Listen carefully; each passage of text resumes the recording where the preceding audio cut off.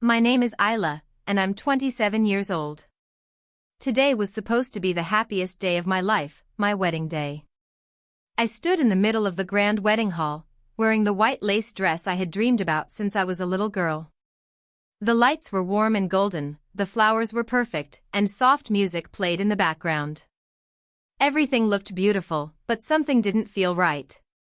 I looked around at all the smiling faces, family, friends, distant relatives, but one person was missing.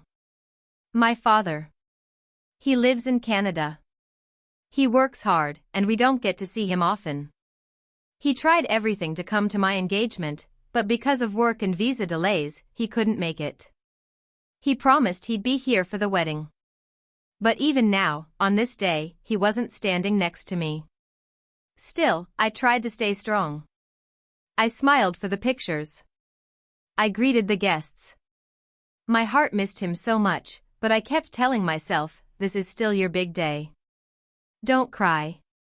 My fiancé, Zane, stood beside me, looking calm. He whispered something sweet to make me smile. I nodded, but deep down, I felt this strange heaviness in my chest. Something I couldn't explain. Just as the ceremony was about to begin, a woman from the wedding staff rushed toward the stage. She held a small white envelope in her hand. Her face looked serious. Miss Isla, she said quietly. This just arrived. It's from your father. My hands started shaking. A letter? Now? I took the envelope and stared at my name written on the front in my father's handwriting. I had no idea that opening that letter would change everything. I held the envelope tightly in my hands. It felt like my heart was pounding louder than the music. The soft violin in the background faded into silence as I slowly opened the letter. Inside was a single sheet of paper, folded neatly. I could recognize my father's handwriting instantly. It was strong, clear, and written in blue ink, the same kind he always used in birthday cards and school notes when I was little. I took a deep breath and began to read. My dear Isla. I wish more than anything that I could be standing there beside you right now. Not being there is breaking my heart, but I had to send you this letter. Because I love you, and because I couldn't stay silent. My hands were already trembling, but I kept reading. Isla, I found something out. Something about Zane. I've been doing some checks from here because I always had a strange feeling, but I didn't want to worry you unless I was sure. I spoke to people. I looked into records. And now, I know the truth. I blinked hard. My chest felt tight. I looked up for a moment and saw the guests watching me. Some were whispering. Zane looked confused, but I couldn't stop. Zane was previously engaged to someone else, just last year, in London. He ended it suddenly and never told anyone why. But the woman's family claims he left after borrowing a large sum of money from them. They tried to report him, but because it was a private agreement and no legal documents were signed, they dropped it. I didn't believe it at first, but there's more. He's also involved in a legal dispute here in Canada. It's about unpaid taxes from a business he tried to register. Isla, I know you love him. But love without truth is dangerous. Please, my daughter, don't walk into something that will destroy you. I felt my knees weaken. The bouquet in my hands began to slip. I caught it just before it hit the floor, but my face must have turned pale. Everyone was staring now. The music had completely stopped. Someone turned off the mic. Even the chandeliers seemed quieter. Zane leaned closer. Isla? What's going on? I looked at him, holding the letter in my hand. I need a moment, I whispered, my voice barely audible. Then I stepped off the stage. I walked down the steps of the stage slowly, like I was floating. The words from my father's letter echoed in my head again and again. Don't walk into something that will destroy you. My heels clicked against the marble floor as I moved toward the hallway just outside the hall. I needed air. I needed to think. But most of all, I needed answers. I didn't even notice that Zayn had followed me until he grabbed my arm gently. Isla, talk to me, he said, his voice low but urgent. What did the letter say? What is this about? I turned and looked him straight in the eyes. I had always thought his eyes looked kind. But now, I wasn't sure what I saw. Fear? Guilt? Or was I imagining it? Were you engaged to someone in London last year? I asked plainly. No emotion. Just facts. Zayn blinked. What? Don't play dumb. My father knows everything. He spoke to her family.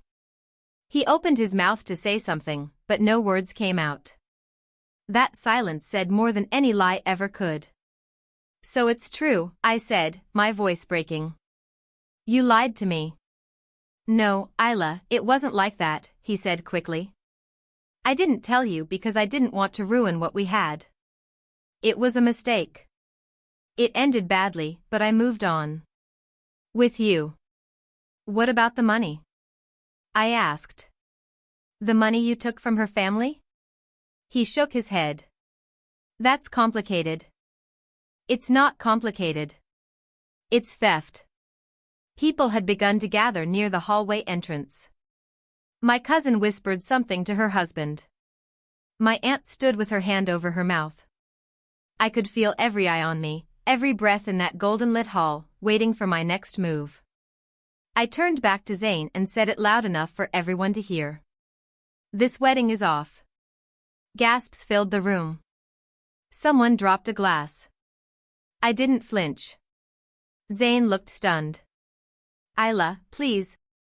No, I held up the letter. You had your chance to be honest.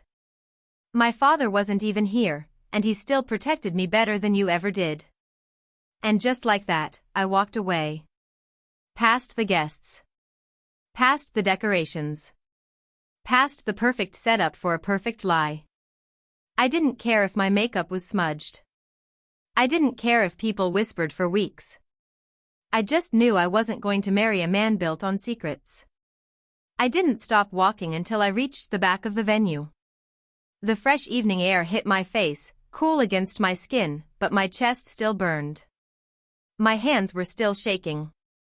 I could hear the faint sound of whispers and footsteps behind me, but I didn't turn back. For a moment, I just stood there alone, bride without a groom, silence in place of vows. Then I felt a hand on my shoulder. It was my older cousin, Ariba. She had always been more like a big sister to me. Isla, she said gently. Are you okay? I nodded slowly, though I wasn't sure if it was true.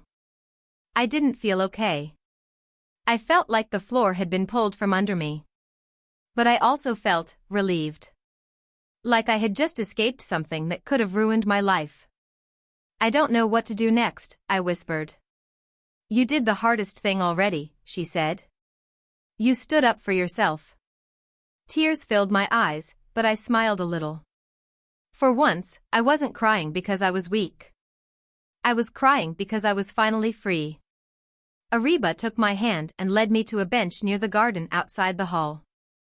Everyone's talking inside, she said. But most of them are proud of you. And the ones who aren't? Forget them. I nodded again.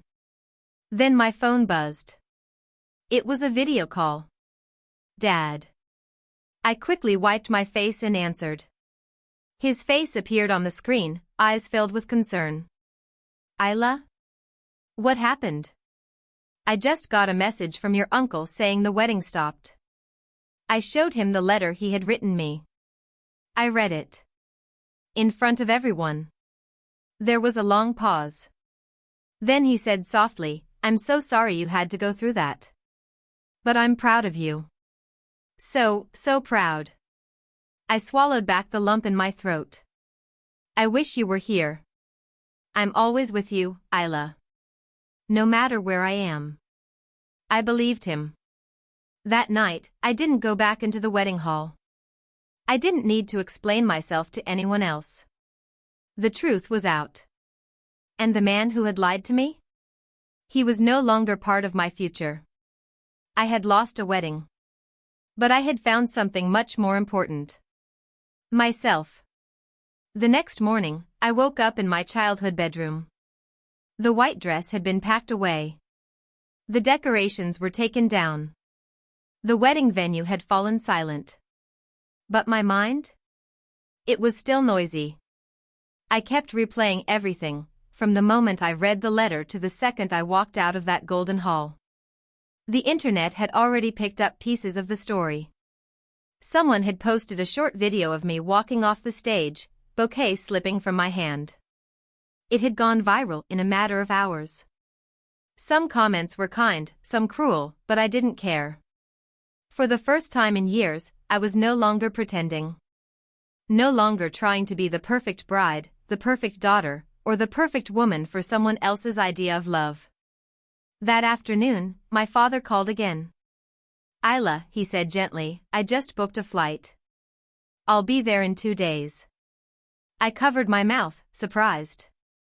"Really?" "Yes. I'm not letting you face all this alone." And just like that, my heart softened. His words made the weight on my shoulders feel lighter. When he arrived, I hugged him tighter than I ever had before. We sat together in the living room for hours, talking not just about the wedding, but about everything, the choices I had made, the truths I had ignored, and the strength I didn't know I had. Then came the unexpected part. My uncle brought me a message from Zane's parents. They wanted to meet. They said their son had confessed, and they were ashamed of what had happened. They even offered to work things out. But I already knew my answer. "No," I said firmly. "This isn't something you fix with words." It was never about one lie, it was about who he truly is. And I meant it. In the days that followed, I focused on healing. I spent time with my family. I walked in the park. I started journaling every day. Slowly, the pain faded. People still talked. But their voices grew quieter, and mine grew stronger. 3 months passed. By now, the whispers had faded, the judgmental stares had stopped, and the broken pieces of that day had been swept away, not just from the wedding hall, but from my heart too. Life didn't return to normal, because I wasn't the same person anymore. I was stronger, calmer, and wiser. I had gone back to work at the design studio where I had been part-time before the wedding planning took over my life. My manager welcomed me back with open arms. I found joy in the simple things again, creating mood boards, helping clients, sketching with coffee in hand. I felt useful, creative, and, most importantly, in control of my own life. One rainy afternoon, while sipping tea near the window, my father sat across from me with a soft smile on his face. "You know," he said, "I've never seen you more at peace."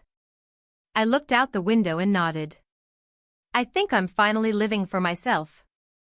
He reached into his coat pocket and handed me a small box. My eyes widened. "What's this?" "Something I meant to give you on your wedding day," he said, eyes warm. "But maybe it's better this way." I opened it slowly. Inside was a delicate silver pendant shaped like a compass. "So you'll always know your direction," he added.